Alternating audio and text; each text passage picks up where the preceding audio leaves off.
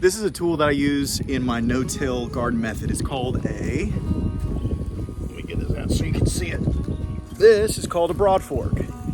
And this Broadfork is essentially kind of like aeration. I stab it into the ground, rock it back and forth, and it breaks up the soil. Now these beds, they're not compacted. They're nice, loose, and fluffy.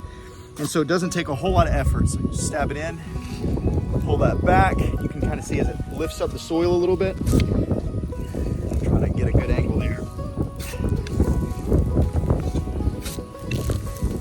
And the idea is I want to be able to get water and air, oxygen, into the soil. Yes, your soil needs oxygen.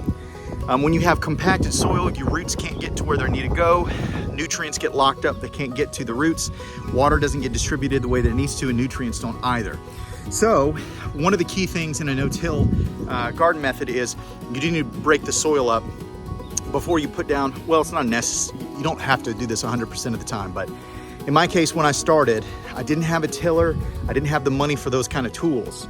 I was kind of forced into this whole, I was forced into the no-till, and it just made sense the more that I read about it. I didn't have a tiller, I didn't have farm equipment, and I was very limited. I didn't even have a hoe. I think I had a shovel.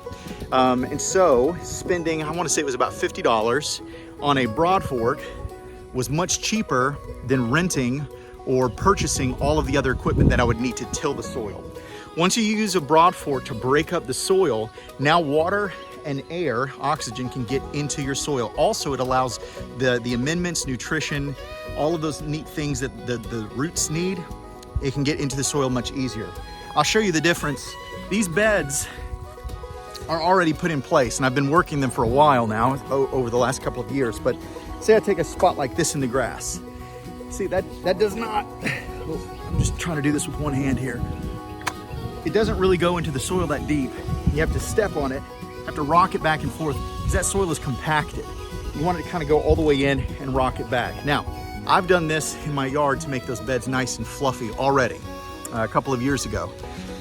And that's one of the keys to a no-till, is to kind of break up that compacted soil up underneath where you're gonna put your beds or your rows. So as you layer things on top of that, the compaction is already broken up. So that's just another quick little tip. Hopefully that helps.